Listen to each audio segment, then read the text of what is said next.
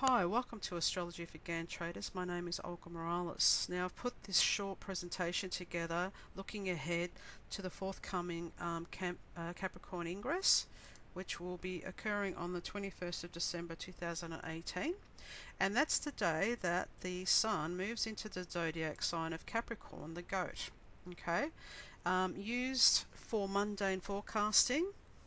Basically, we have the four seasons, which are all the cardinal signs, and Gann used them also for trading. They're our seasonal charts that we use to forecast for the quarter, for every quarter, and also for the year ahead with the Aries Ingress. So let's have a look at what it looks like. And then what I want to start off with first is the American Independence chart, the 4th of July 1776. Now, W.D. Gann was using the Gemini rising chart, which puts the planet Uranus, the planet of revolution, on the rising in this chart, and it's chosen almost like an electional chart, representing their independence from Britain. And basically, a lot of people argue that this is not the correct chart for United States because it's 2:15 a.m. in the morning.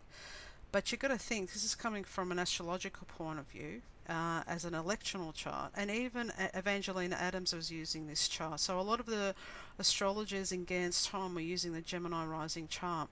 So the interesting thing about this chart is if you look at the second house, which represents money and the banks, the money house and banks, you can see that we've got Venus, Jupiter, and the Sun, and you can sort of include Mercury in there as well. There's only a few degrees, all clustered, in the sign of Cancer.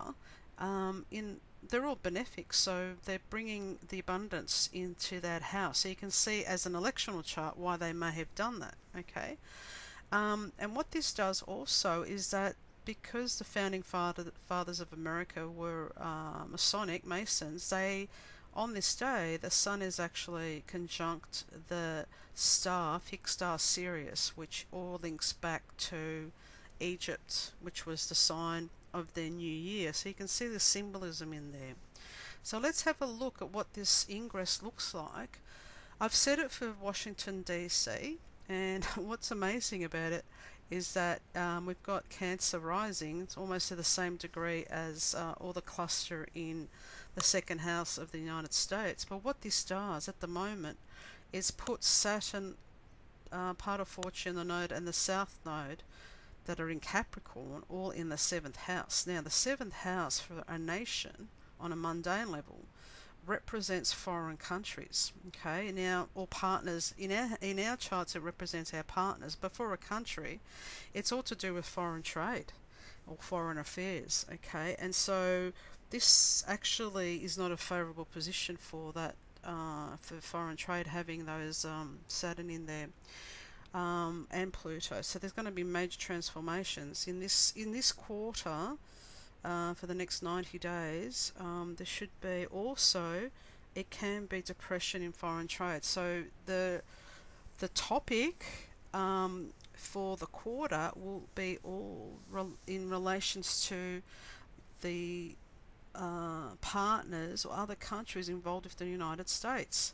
It looks difficult, and what I'll do as well, and the other thing is I wanted to point out, is a midheaven in a mundane chart represents, set for the country, it represents the government and the president. So here we have, and what's sort of alarming to me is that the Mars-Neptune midpoint falls exactly on the midheaven set for this ingress, which represents Donald Trump, and Mars-Neptune is the weakest point in anyone's chart. It's our sickness point, it's depression. So, Eberton writes, he calls this the activity paralyzed. So it can be failures, weaknesses, sickness, and also lack of energy. So in a way, the fact that also Neptune is there, the fraud, the scandals, deception is also going to be featured in this quarter. Mars brings in an element of hostility and aggression. So, the fact that we've got two of the malefics on angles. So malefics means difficult planets. Male means bad. We've got Saturn on the descendant, which represents others or other people, other countries, and we have Mars rising, on the MC, which is another angle, which basically represents the country, the government, the ruling party, so, and the president. Okay, so let's have a look at that, what that looks like. When you put it around the American independence chart, you can see what I'm talking about here. So we've got all the Cancer in the second house, and all this all this Capricorn is actually falling into the 8th house. Interestingly, the cusp of the 8th house is actually 0 degrees of Capricorn. So every ingress, we can see the sun highlights its 8th house. Now the 8th house for a country is really to do with death, mortality of people, but also taxes, other people's money. So it's still to do with other people's money, maybe other countries' money.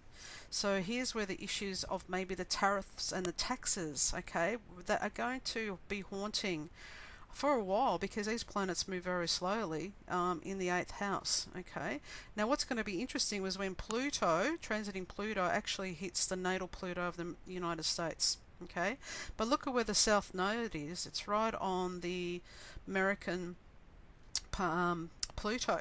Okay, so this is total reconstructions of Capricorn rules of government.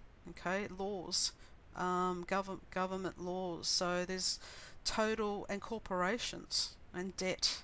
Okay, Pluto is a planet of debt. It's all to do with other, in the house of other people, insurances, and this is, you know, it's difficult energy. So let's have a look at, it's long term too, it's not just for this quarter. What I've done here is I've actually put the ingress chart with Donald Trump's chart, since he's the president and he's going to be having that Mars Neptune representing him for this ingress on the midheaven. He actually has Mercury, Saturn and Venus in Cancer. So in this ingress chart, they fall in the first house, which is him. But against him are all these other difficult planets. Saturn and Pluto, the part of fortune and the South Node are challenging him. Okay, so these are the other nations, the other people are challenging him in this ingress to the max. If I put it on, okay, this is what I've done here. Using the American independence chart, I've actually plotted against the Dow Jones some of the long-term cycles, which is this blue line, to running transits to the actual natal chart of the United States, and the red line is actually the faster moving planets. Okay, so it's sort of, I call them like a heartbeat. It's a heartbeat running, so you can do this for yourself natally, but we're running up it against the stock market.